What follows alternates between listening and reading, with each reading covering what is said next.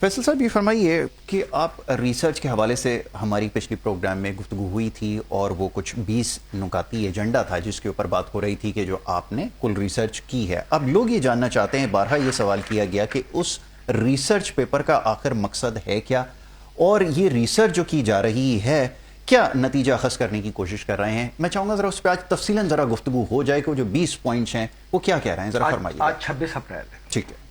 ہمارا جو ٹارگیٹ ہے وہ 26 نومبر 2026 ہے، جس کا ہم نے باقاعدہ اعلان 2024 میں کیا کہ اس پہ ہم نے یہ ٹاسک کمپلیٹ کرنا ہے. ٹاسک کیا ہے میں آپ کو بتا چکا ہوں کہ Gwadar mega oil city, Iran Pakistan gas pipeline اور آئل پائپ لائن جو کہ اورمچی چائنا تک جانی. ٹھیک ہے نا، کہ چائنا کے مفاد کے لیے لازم ہے کہ اس کے مفاد کو اپنے ہاں لے کے جایا جائے اور پاکستان کو سیکیور کیا جائے. پاکستان جب کسی کی ضرورت بنے گا تو حفاظت اور عزت آپ کو الگ نظر آئے. Number 3، Iran Russia China block میں پاکستان کا جانا اور اپنے محل وقوع کے حساب سے اور آبادی کے حساب سے اس کو لیڈ کرنا. نہ صرف جانا، لیڈ کرنا. پاکستان کی اصل جگہ یہ ہے، یہاں لیڈنگ پوزیشن پہ آنا ہے. بھائی امیر کرنا ہے نا، امیر کرنے کا میں نے اگر فارمولا دیا ہے تو اس میں اس پہ آنا پڑے گا آپ لوگ کو. اچھا، اس کے بعد ڈالر ڈیویلیو کرنا. جب تک ڈالر ختم نہیں ہوگا قرضہ ہی نہیں ختم ہوگا. تو وہ تو چلو باہر سے کام، وہ تو ہم چل رہے ہیں. ٹھیک ہے، پاکستان سے اس کا مسئلہ نہیں ہے، لیکن پاکستان سے آغاز ڈالر جلا کے آپ کے پروگرام میں 5 اپریل کو کیا اور ایرانی کرنسی کو اپروو کرا کے آپ کے یہاں تاکہ اٹھتی ہوئی نظر آ رہی ہے. صحیح ہے نا. 6 عرب کنٹریز کے اندر پاکستان کا جانا اور ان کا دفاع کا نظام سنبھالنا. بالکل ٹھیک ہے. اور چھٹا ہے اسرائیل کا خاتمہ، وہ باہر سے. وہ یہاں دیکھیں، اب میری بات سنیں. اب پاکستان میں آج سے 26 اپریل 2026 سے 2 اسٹیک ہولڈر ہیں، غور سے سنیں. ایک 90% پاکستانی اور ایک افواج پاکستان. ٹھیک ہے. ہم کسی تیسرے کو نہ جانتے ہیں نہ مانتے ہیں کیونکہ سب غیر قانون. یہ دنیا جان لے کہ یہ جتنی آکے آپ کے آگے بکواس کرتے ہیں ہمارے حکمران، ان کو عوامی سپورٹ حاصل نہیں ہے، نہ ہم ان کے کسی کال و فعل کے ذمہ دار ہیں. کل کو کالعدم قرار دیں گے ہر چیز. نمبر 2، میں آپ کو بتاؤں کہ 26 نومبر تک ہم صرف فوج سے بات کریں. ہم 90% پاکستانی اپنی فوج سے بات کریں گے. جو بھی مسئلہ مسائل ہوگا اس سے ڈسکس کریں گے. جو ISPR کا بیانیہ ہوگا صرف اس پہ سر تسلیم خم کریں گے. ان کو تو ہم مانتے ہی نہیں. یہ لکھ لیں آج آپ. اچھا، میں آپ کو ایک اور بتاؤں کہ کچھ بیج ایسے بوئے جاتے ہیں بھائی جس کا پھل آپ نہیں کھا سکتے. آپ اس بیج کو بوتے ہو، اس فصل کو تیار کرتے ہو، لیکن اس کا پھل آنے والی نسلیں کھاتی ہیں. تو یہ جو ہم نے بیج بوئے ہیں جس کا آغاز ہم نے 2010 سے کیا، 26 نومبر 2010 اس کی تاریخ تھی جو پاکستان کے اندر ہم نے ان ریسرچ کو پیش کیا. ٹھیک ہے نا. اب میں آپ کو بتاؤں، اب جی ریسرچ پیپر لے آئے آپ سامنے. Number 1 Gwadar mega oil city.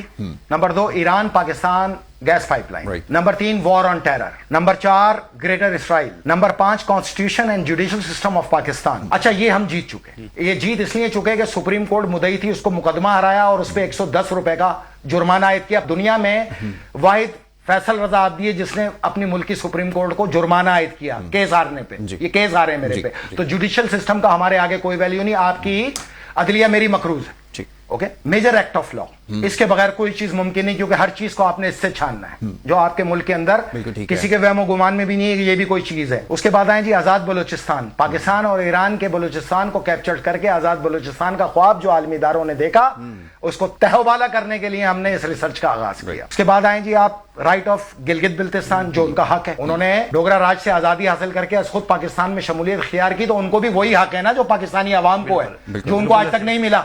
اچھا، نیشنل ایسٹ آف پاکستان جس کے اندر یہ تمام خزانے معدنیات موجود ہیں. Trade taxation and Afghan trade جو پاکستان کے ریڑھ کی ہڈی پہ سب سے بڑا وار ہے، افغان ٹریڈ. یہ آگے آئیں گی ساری چیزیں. Global political affairs, world economy and oil reserve.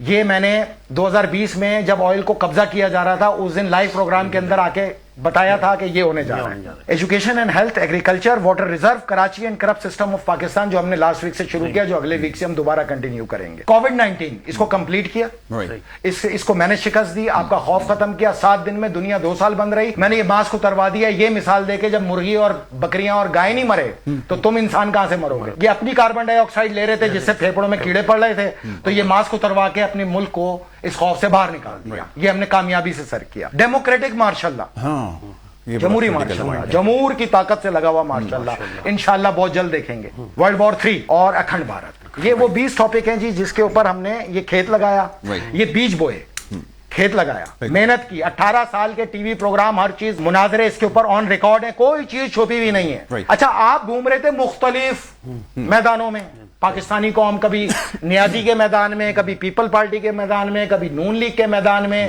کبھی کسی میدان میں تو کبھی کسی میدان میں. اس میدان میں تو نہ آپ کا ذہن تھا نہ آپ کی سوچ تھی کہ اس میدان میں بھی آئیں گے. F R A research cell صرف دو چیزوں کے لیے کام کرتے ہیں، یا اسلام کے لیے یا اسلامی جمہوریہ پاکستان کے لیے. تیسرا ہمارے پاس کوئی فارمولا ہی نہیں ہے. تو میں نے یہ کھیت لگا کے ایک میدان تیار کیا. اس میدان کی عمر ہے جی تقریباً 17-18 سال. 17-18 سال کے اندر جب میں نے یہ میدان تیار کیا تو اب آپ یہ مان لیں اور اس کو اچھی طرح جان لیں کہ آپ فیصل رضا عابدی کے بنائے ہوئے میدان میں تشریف لے آئے پورا پاکستان. آنے کے 100 راستے، جانے کا نکلنے کا ایک راستہ. اس ایک راستے کا صرف اسی کو پتا ہے جو اس ریسرچ کا خالق ہے، جس نے یہ میدان بنایا. تو اب آپ اس وقت F R A battlefield کے اندر موجود ہے. تو اب یہاں پر 26 نومبر تک صرف وہ ہوگا جو ہم چاہیں گے. دیکھو ہم نے اپنے آپ کو اسٹیک پہ لگایا تو مجھے نیوٹرل گراؤنڈ تو میرا حق ہے نا.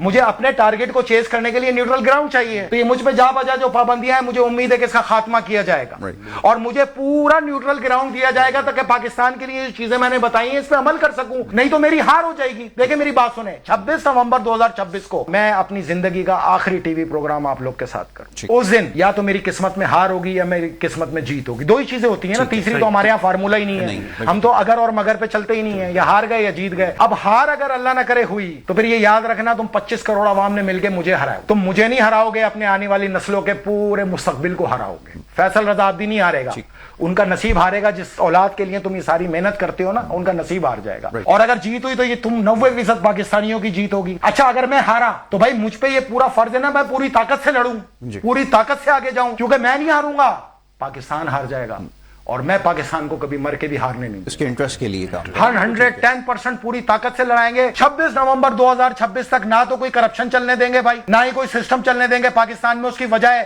کہ یہ ہاتھ ہے، اس پہ جمع کرتے جاؤ، جمع ہوگا. لیکن اگر چھید ڈال دو گے تو دنیا کا خزانہ لے کے آ جاؤ، یہاں سے نکل جائے گا نیچے. تو پھر پاکستان کیسے مضبوط ہو سکتا ہے؟ تو ہر صورت کرپشن کو روکنا ہے، ہر صورت سسٹم کے اوپر وار کرنا ہے، چاہے اس کے لیے مجھے پوری طاقت سے کیوں نہ ٹکرانا پڑے. اور میں تمہیں بتاؤں سیاستدانوں، خدا کا واسطہ میرے راستے میں نہیں آنا. یہ پاگل آدمی ہے، بالکل ایسا ٹکرائے گا کہ تمہارے ہوش اڑا دے گا کہ اتنی محنت کہاں سے ہوئی ہے تم پر. تم کسی کو منہ دکھانے لائق نہیں رہو گے. تو میں پوری طاقت سے ٹکراؤں گا. اور اگر کسی سیاستدان نے 26 نومبر 2026 تک بیچ میں ٹانگ اڑائی، یا کسی میڈیا ہاؤس نے یا کسی صحافی نے، مجھے خدا واحد و شاہد کی قسم، میں پھر پاکستان میں میدان میں اتروں گا عاشورہ محرم کے بعد اور اپنے 18ویں سبجیکٹ ڈیموکریٹک مارشل لا کو پورا کر کے تمہاری پارلیمانی جمہوریت کو سپرد خاک کر دوں گا. پھر اس لائق ہی نہیں چھوڑوں گا پاکستان میں کہ تم پارلیمان چلا سکو، سینٹ چلا سکو، قومی اسمبلی چلا سکو، صوبائی اسمبلی چلا سکو. میں سب کو غرق کر کے اور یہ ملک فوج کے حوالے کر دیں گے. ہم عوام جمہور کی منشا سے لگی ہوئی جو مارشل لا ہوگا وہ جمہوری مارشل لا کہلائے گا اور یہ میرا سبجیکٹ نمبر 8 ہوگا. 17 سال ہم سیاست سے باہر رہے، لیکن اب ہماری عزت کا مسئلہ ہے، میرے ملک کی عزت کا مسئلہ ہے. میں ٹکراؤں گا، اس رستے میں نہیں آنا. جو ہم کہیں گے 26 نومبر تک وہ ہوگا. نہیں تو آ جاؤ میدان، دیکھتے پھر کون آتا ہے مقابلہ کرنے کے لیے. پھر ایسا مقابلہ ہوگا